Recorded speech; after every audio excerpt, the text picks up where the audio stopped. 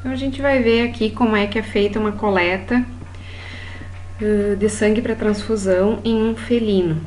Nós comentamos no vídeo anterior que os felinos costumam ter um temperamento difícil e normalmente requerem sedação.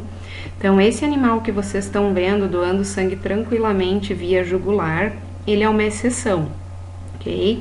Mas é possível, se vocês tiverem doadores cadastrados, de proprietários conhecidos com animais dóceis, esse é o ideal. Então com um garrote simples na jugular, um garrote na fossa jugular, vocês conseguem, por meio de uma punção simples, conectar aí uma seringa heparinizada para colher o volume que vocês desejam obter para transfusão. Para gatos, a gente costuma utilizar a heparina, então naquela dosagem que nós já vimos, Normalmente a gente puxa a heparina na seringa e devolve ela inteira para o frasco, de modo que ela apenas suje, entre aspas, a seringa por dentro. E esse acaba sendo o volume suficiente de heparina para o sangue não coagular. Então esse animal doa o sangue hoje, ele pode, se for um doador recorrente, que doe com uma certa frequência, ele precisa ser suplementado com ferro e com vitaminas, conforme a gente já comentou na aula anterior, tá? Esse esquema de doação, de transfusão de sangue que vocês estão vendo para esse paciente não é o ideal. Vejam que está sendo conectada a seringa com o sangue colhido, um sangue fresco, então recém-colhido, diretamente ao catéter venoso na cefálica do paciente receptor. Com essa prática, nós corremos o sério risco de transfundir trombos, Porque por mais que a gente tenha anticoagulante na seringa, nós esperamos a formação de trombos nesse material colhido, então não é o ideal. O ideal é sempre transfundir com um equipo contendo filtro para microtrombos, que nós vamos ver na sequência. Agora vamos ver então um exemplo de coleta de sangue, uma bolsa de sangue de um doador canino. Tá? Mesmo esquema, então punção da jugular. É bastante fácil da gente obter essa punção, porque a jugular é um vaso externo, bastante fácil de palpar. Lembrar daquela movimentação da bolsa, como vocês viram anteriormente, eu vou voltar aqui para que vocês possam ver mais uma vez, tá? Então lembrar que a bolsa, durante a coleta, ela deve ficar sendo o tempo inteiro movimentada para favorecer a homogeneização do sangue com o anticoagulante.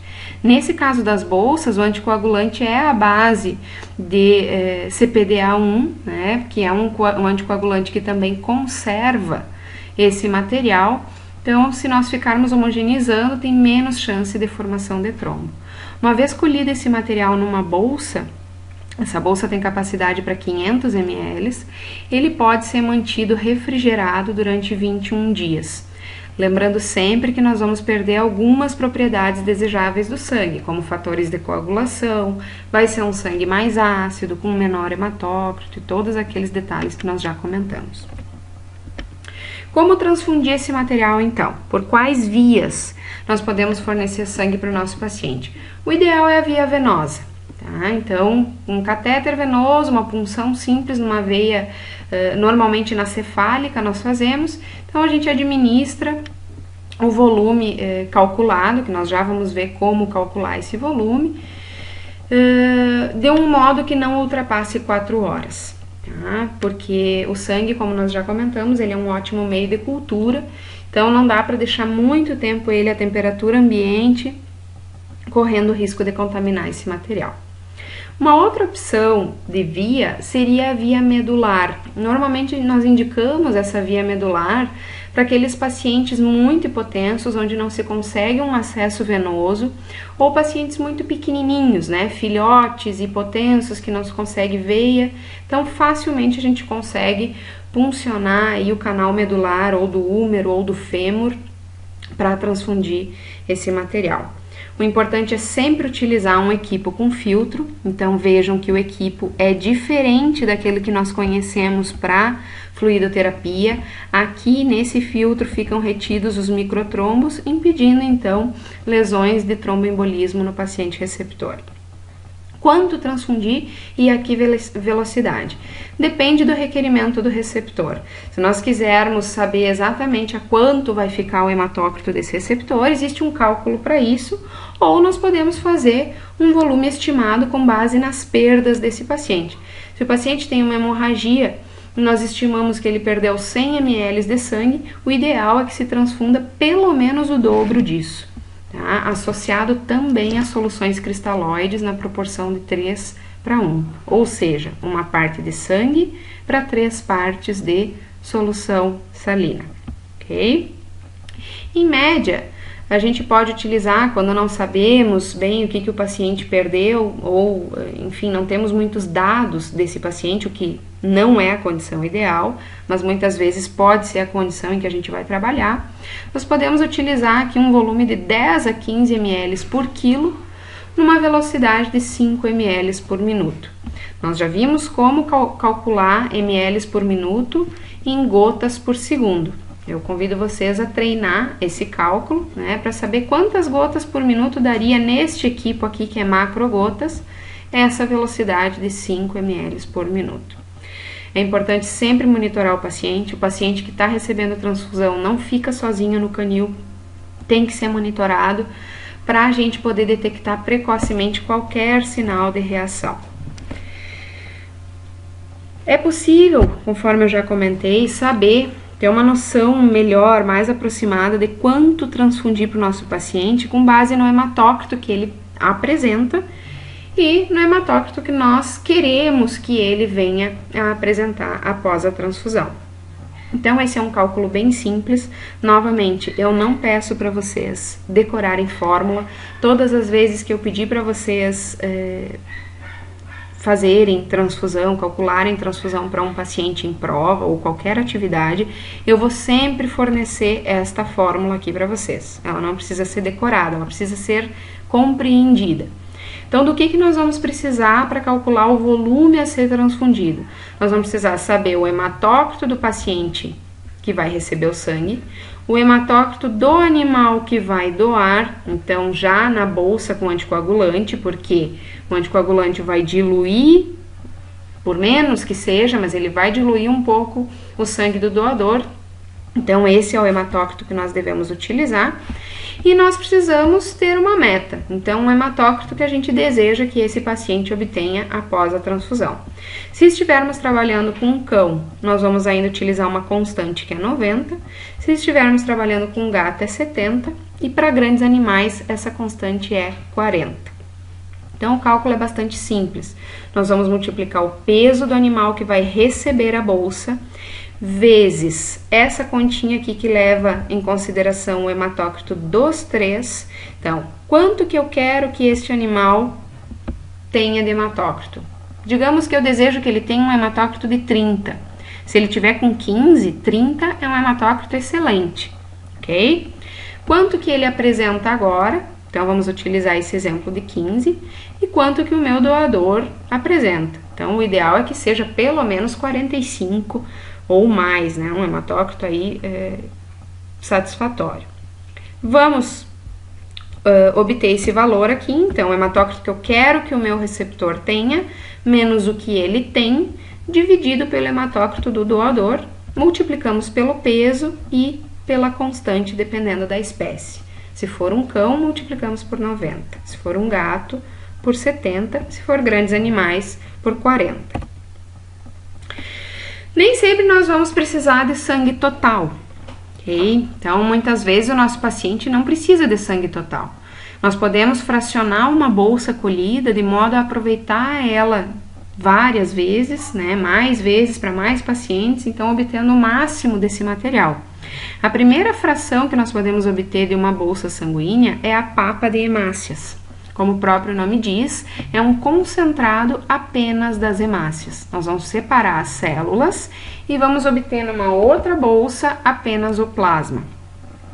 A papa de hemácias tem uma série de indicações, ela é um excelente material para aquele paciente que só precisa aumentar hematócrito. Então, ele tem anemia, mas ele não tem perda de volume. Aquele paciente que porventura está anêmico por qualquer causa que seja, mas ele não tem hemorragia, ele não tem perda de volume vascular, certo? Então o objetivo aqui é exclusivamente aumentar o hematócrito. Okay? Esse material ele não é infundido sozinho, ele precisa ser diluído porque é um material muito viscoso. Então nós vamos diluir em solução salina isotônica. Normalmente o cloreto de sódio é 0,9%. Okay? O Ringer lactato não é legal aqui para diluir as hemácias porque ele reage com o anticoagulante da bolsa, que é o citrato. Tá? Então não é legal utilizar Ringer aqui. Por outro lado, o plasma, né, que fica então como sobrenadante aqui das hemácias na bolsa, ele tem outra função. Ele é para aquele paciente que não está anêmico, mas ele precisa ou de proteínas do plasma ou de fatores de coagulação viáveis. Se ele está com uma coagulação intravascular disseminada, ele está com deficiência de fatores de coagulação por uma intoxicação, enfim, são diversas indicações que nós temos. Ou se ele tem apenas hipovolemia, mas não está anêmico. Então, nesse caso, é útil a utilização do plasma, certo? Nós podemos obter essa separação apenas deixando a bolsa descansar. Então, esse material aqui vai decantar e nós colhemos o sobrenadante, aproveitando o plasma para um animal e a papa de hemácias para outro animal, ok? Um detalhe, sempre que nós precisarmos de fatores de coagulação, lembrem que o único material que nos fornece isso é o plasma fresco ou o sangue fresco, até 6 horas após a coleta. Passado esse tempo, os fatores de coagulação se degradam e nós temos um material que repõe volume, que repõe proteínas, mas não fatores de coagulação. Tá? Então, sempre que o nosso objetivo for repor fatores, nós temos que utilizar o material fresco ou o plasma fresco congelado, que exige uma tecnologia que muitas vezes não está acessível, que é o congelamento então do plasma logo após a obtenção por temperaturas baixíssimas. Okay? Como normalmente nós não temos acesso a esse tipo de conservação, então nós vamos utilizar o plasma fresco, certo? Lembrando que, por mais que haja separação dos materiais, ainda pode haver antígeno eritrocitário aqui no plasma. Tá? Nós sabemos que o que determina a tipagem sanguínea está na membrana das hemácias, certo? Então, estaria aqui embaixo. Mas pode haver antígenos presentes no plasma e, em função disso, nós podemos ter reação de hipersensibilidade. Por isso, é indicado fazer também a prova cruzada quando nós formos transfundir plasma para esses pacientes, ok? Nesse caso, então, nós temos um animal que não precisa aumentar hematócrito, ele precisa aumentar proteínas do plasma ou fatores de coagulação ou simplesmente volume, tá? Aquele animal que chega com hipovolemia por diversas causas que nós vamos ver mais para frente, pode se beneficiar, então, da transfusão de plasma. Quanto infundir? Nós podemos fazer a infusão estimada, né? Então 6 a 10 ml por quilo por via venosa, ou nós podemos utilizar o cálculo, que nos dá dados mais precisos. Quanto que nós vamos utilizar? Novamente, esse cálculo ele é sempre fornecido, ok, pessoal? Então, para isso aqui, a gente precisa lembrar quanto que é o valor de proteínas plasmáticas totais de um paciente saudável. No cão, esse valor oscila entre 6 a 8 gramas por decilitro, tá? Então, nós vamos precisar saber quanto que ele está abaixo desse valor ideal, que é o déficit proteico que nós temos aqui. Digamos que o nosso paciente aqui esteja com 4 gramas por decilitro de proteínas. Então, o déficit dele é 6, que é o valor mínimo normal, menos esse 4, que é o que ele apresenta. Então, nós vamos ter como déficit proteico 2, certo? Para calcular o volume, nós vamos multiplicar o peso do animal que vai receber vezes a constante 0,05 vezes o déficit proteico, que é o que ele deveria ter de proteína menos o que ele tem, dividido pelas proteínas plasmáticas do doador. Cálculo bastante simples, certo? Então não exige muito de vocês. Para vocês terem uma um valor mais preciso de quanto infundir para o paciente de vocês. Muito bem? Então, nós terminamos aqui a parte sobre transfusão de sangue, que é um produto biológico, e nós vamos passar na sequência para expansores do plasma, que são substâncias comerciais, substâncias industrializadas, que acabam tendo a mesma função que o plasma. O plasma e o sangue total também são expansores. O que caracteriza um expansor? Ele vai expandir o volume que está dentro do vaso e que é um volume insuficiente para manter a pressão desse paciente. Então, qualquer substância que a gente coloque dentro do vaso e que tenha essa capacidade de expandir o volume é considerado um expansor. Até agora nós vimos os naturais, que é o sangue e o plasma. Agora nós vamos falar dessas outras substâncias, desses outros materiais que nós temos. Então, qual que é a característica de um expansor? Ele precisa elevar a pressão oncótica, certo? Lembrando da pressão oncótica, o que ela é? Ela é aquele efeito de esponja dentro do vaso que puxa e mantém os líquidos dentro do vaso. Então, nós temos que ter moléculas grandes que entrem no vaso e fiquem aqui, que não saiam para o interstício provocando edema. Então, a gente já sabe que aqui não adianta Ringer lactato, não adianta solução fisiológica. Nós precisamos de uma substância de molécula grande que entre no vaso e fique aqui dentro, ok? Existem uma série de substâncias expansoras no mercado, tá? Elas são classificadas de acordo com o peso molecular. Nós já vimos que o tamanho da molécula é o que determina a permanência dentro do vaso. Então, nós temos substâncias de baixo, médio e alto peso molecular. E altíssimo peso molecular também, que são substâncias que ainda são utilizadas só em experimentação. O que vai mudar de um tipo para o outro? Nós temos moléculas pequenas, então de baixo peso molecular, 35.000 a 40.000 Daltons, são moléculas que vão expandir satisfatoriamente o volume, então ela quase dobra o volume intravascular, ok? E dura em torno de 4 a 6 horas. São substâncias bastante empregadas, o dextrano 40 está numa das mais empregadas dentro desses exemplos aqui, e também temos os polímeros de gelatina bovina aqui como exemplo dos expansores de baixo peso. Okay? Como utilizar? Sempre que nós formos utilizar um expansor, nós vamos utilizar salina junto.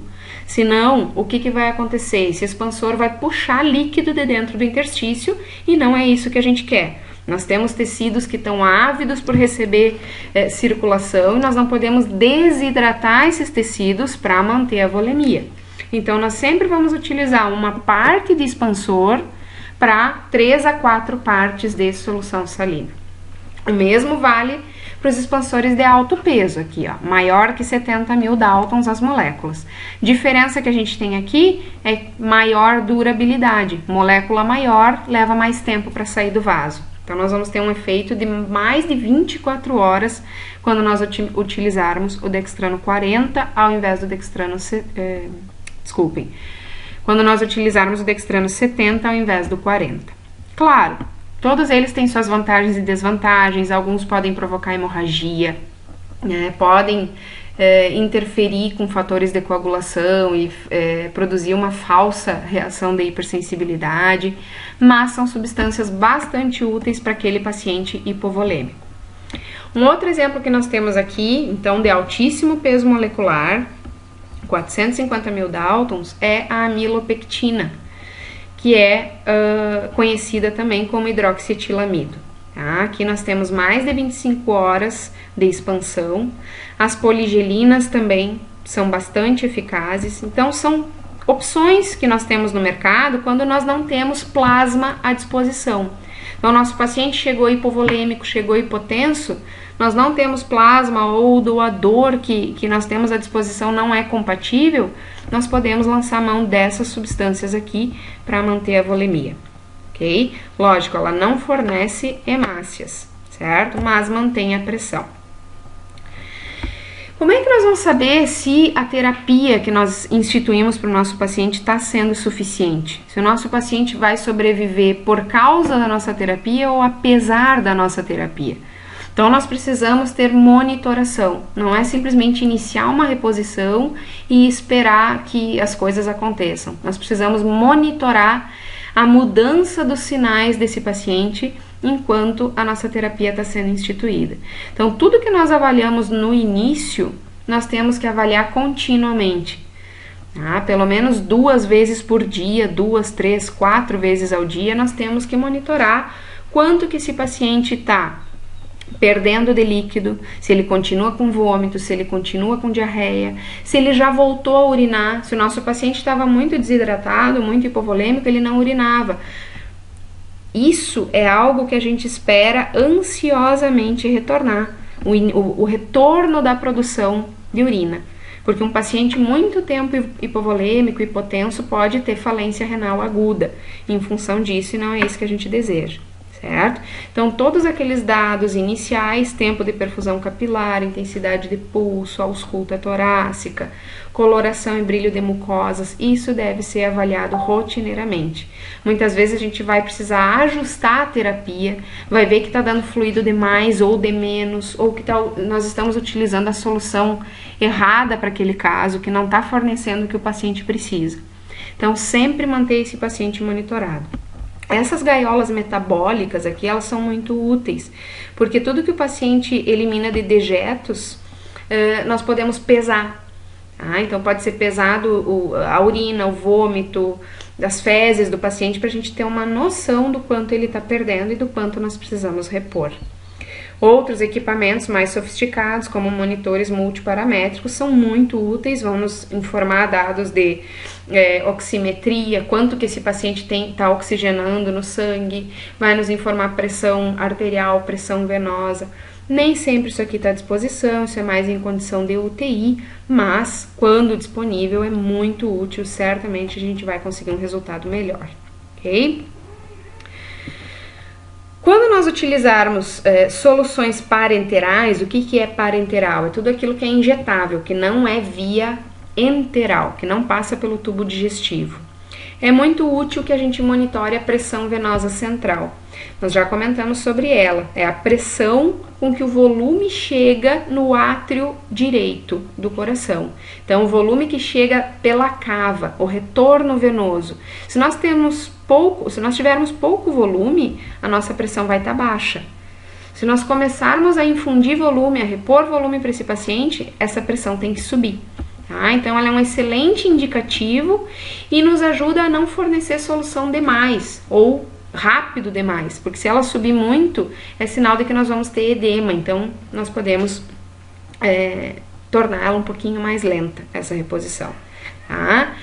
Esse edema nós já conversamos, ele pode significar risco de vida para o nosso paciente, principalmente quando ele atingir o pulmão. Então, nós vamos ter uma incapacidade do coração de lidar com todo esse volume que nós estamos fornecendo muito rápido, e em função disso, esse líquido vai começar a extravasar dos vasos do pulmão, fazendo edema pulmonar e impedindo que esse paciente faça hematose.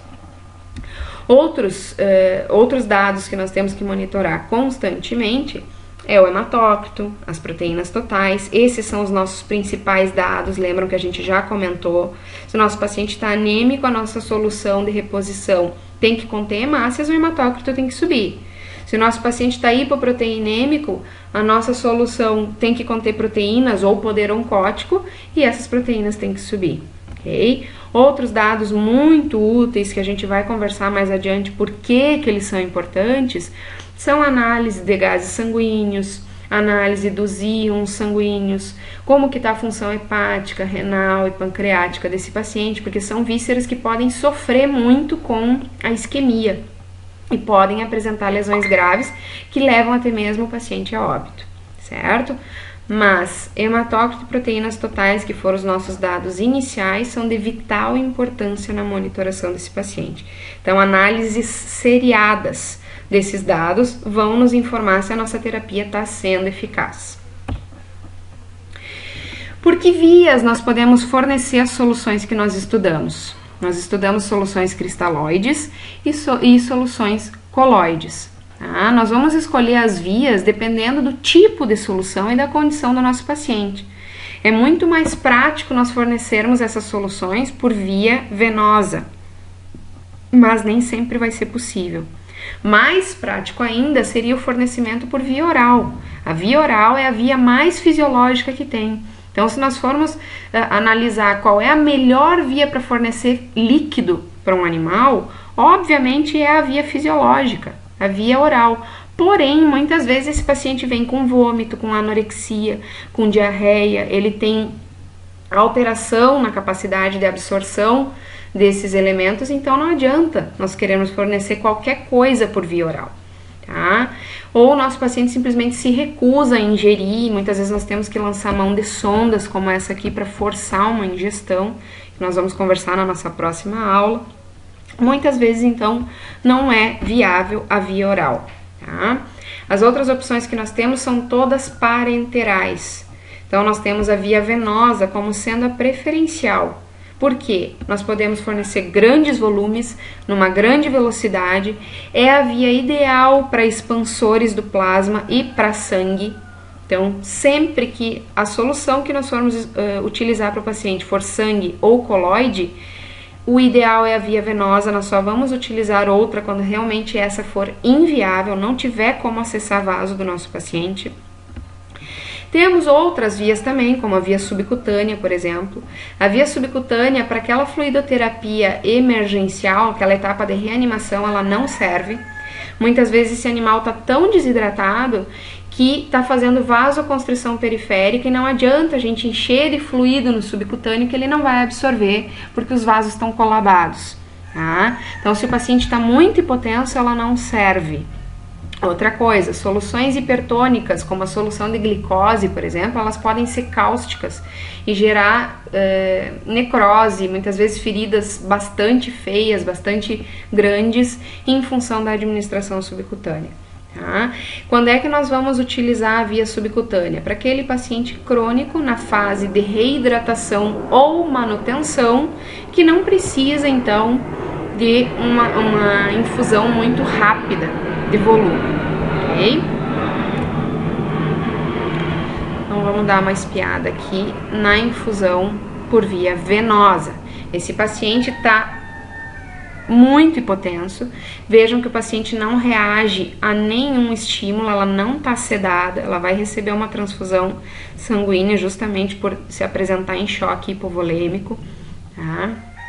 Essa é uma das maiores indicações que nós temos para a infusão de coloides, um paciente hipotenso. Nesse caso, ainda está com a mucosa pálida, precisa de sangue por estar anêmico. Vejam a primeira tentativa de punção da veia jugular. Ó, nós não temos certeza se o catéter está no vaso, porque não volta sangue. Nesses casos, o que a gente faz? A canulação invasiva da jugular ou flebotomia, tá? Ou acesso jugular invasivo. Então, está sendo feito uma pequena incisão com bisturi no pescoço, na região do sulco jugular. Em seguida, a jugular é isolada aí, ó, isolada do resto dos tecidos, é mantida com um fio de reparo e aí fica muito fácil, pessoal. Aí a gente consegue enxergar o vaso e não tem a menor dúvida de que o catéter está no vaso, tá? Então, esse procedimento, a canulação invasiva da jugular, ela é extremamente útil para aquele paciente que chega em condição emergencial, aquele paciente severamente hipotenso que vocês não conseguem vaso. Por esse acesso aí, vocês podem fazer transfusão, fluidoterapia, monitorar a pressão venosa central, vocês podem coletar amostras de sangue para exames. Esse catéter pode ficar aí por 72, 96 horas, tranquilamente, sem qualquer preocupação. Vejam que o profissional fixa esse equipo com uma sutura chinesa, então, com uma bandagem, com um antisséptico ao redor do pescoço, nós podemos manter esse acesso aí por 3 a 4 dias tranquilamente, tá? Basta cuidar, fazer a troca do curativo, né? Manter higienizado, manter a antissepsia e evitar a movimentação excessiva do paciente. O que não é esperado nessa condição, né? O paciente não vai se movimentar, o paciente está em choque, ok? Então, lembrem, quando o paciente de vocês não tiver vaso, vocês não conseguirem canular um vaso porque ele está muito hipotenso, canulação invasiva da jugular, tá? Uma pequena incisãozinha na região da jugular, vocês localizam a jugular e puncionam com certeza, ok?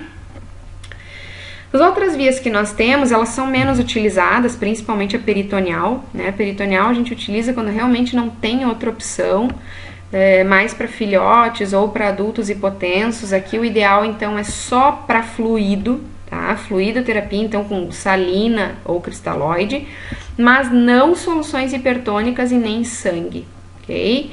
Então aqui a gente vai usar quando realmente não tem o que fazer, não tem outra via. Uma outra via que nós podemos utilizar para filhotes e animais bem pequenos, que eu já comentei anteriormente, é a via intraóssea ou medular. Então aqui, um animalzinho pequeno, o ossinho ainda é frágil, né? Nós conseguimos com pouquinha força introduzir um mandril metálico de um catéter ou até mesmo uma agulha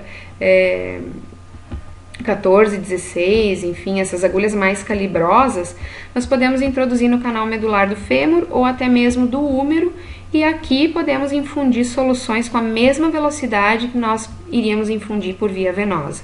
Tá? Então o canal medular ele absorve bastante rápido e é bastante útil aí para filhotinho muito hipotenso, esses filhotes com parvovirose, né, que a gente não consegue vaso. Um risco que nós temos aqui, além da dor, então se o animal estiver ativo, nós não vamos conseguir fazer isso porque vai doer, é a contaminação. Lembrem que o canal medular ele deve ser estéril, então aqui nós vamos fazer uma tricotomia, nós vamos fazer uma antisepsia cirúrgica antes de introduzir um catéter contaminado dentro do canal medular para evitar uma osteomielite, ok? Que é uma possível complicação aí da utilização dessa via. Muito bem, pessoal. Próxima aula, então, terapia energética.